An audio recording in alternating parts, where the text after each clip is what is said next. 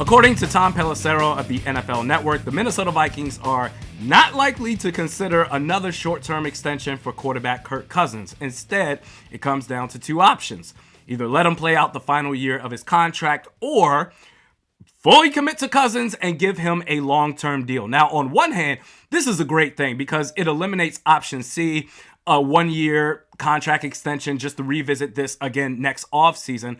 But on the other hand, there's a 50% chance that we're going to see 4 more years of Kirk Cousins, which I feel like is the more likely scenario because the Vikings, historically, they've been a safe operational franchise, and Kirk Cousins is safe, but we've got a 5-year sample size at this point. Justin Jefferson, in 2 years, his new money's going to kick in. You're going to have to pay TJ Hockenson. You're going to have to pay Christian Darrisaw.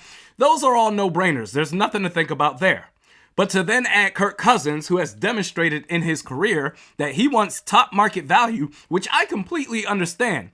But that quarterback market, especially if a guy like Daniel Jones gets $45 million a year, which shout out to Ed Donatel for making this even a possibility. Daniel Jones, who, by the way, 15 touchdowns, 5 interceptions in 2022. The only reason this is even a possibility, $45 million a year, is because Ed Donatel's bum-ass defense made Daniel Jones look like Tom Brady twice.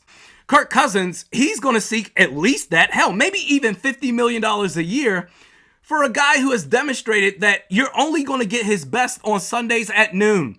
Primetime games means you're usually facing really tough teams, represents big games. You need everything else to go right. A shutdown defense, stout protection with the offensive line. If you don't get that, he will crumble. It's been that way going back to Washington and in his 5 years in Minnesota. But he's safe, so let's keep him around for $50 million a year for 3 years following the 2023 season.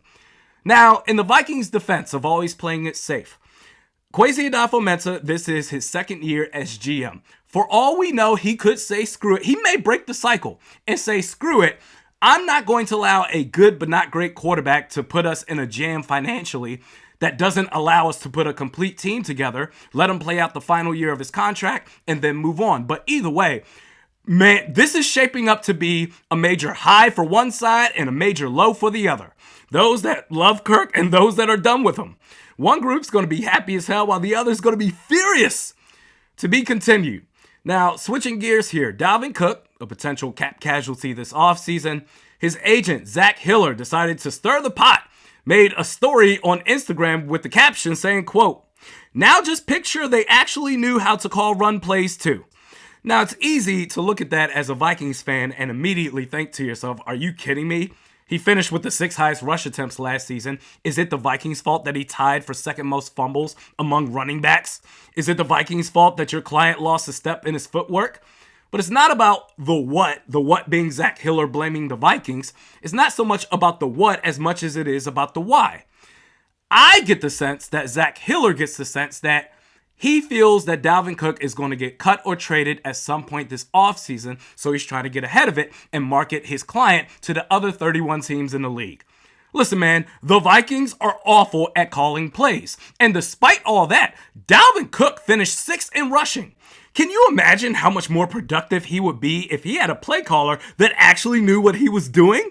And to that I say, good. I support it. Zach Hiller, keep doing what you're doing. Because I want Dalvin Cook and that $14 million cap hit, as much of it as possible, gone. And you're making that decision a lot easier for the Vikings. And also, we have to understand something here. The agent is nothing more than an extension of his client, the player.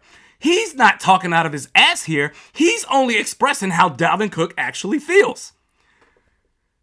Richard Tangeman says, the whole idea of the draft is to get day one starters that will make big plays. Just making trades to get late round picks that never make the team is dumb. Look at players drafted late. What maybe a dozen might be kickoff team players a couple of years later. They're going to waste roster spots.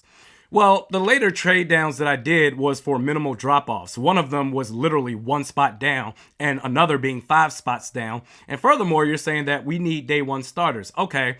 The way it stands right now with the picks that the Vikings have before any trades are made, they can have maybe 3 starters at most. And that's if that 4th round pick works out.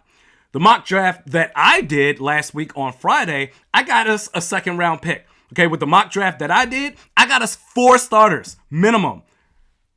One more than what the Vikings can get if they made no trades at all. What's the problem?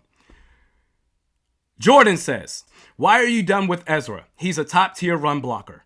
I'm done with Ezra because he's a crappy pass blocker. Now, in run blocking, sure, especially in zone blocking, get out in space, full head of steam, a running head start, he can be pretty good. But in pass blocking, he's built like an offensive tackle like he was at Boise State. He's taking on interior defensive linemen. These are some of the strongest dudes in the league. He hasn't been able to hold up. He doesn't have any sort of anchor in pass protection. And we've seen that in his first 3 years.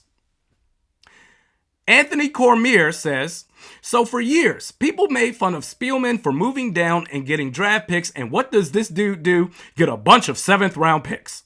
Okay, let's define a bunch of 7th round picks. Rick Spielman drafted 4 players in the 7th round 3 times. He also drafted 3 players in the 7th round twice.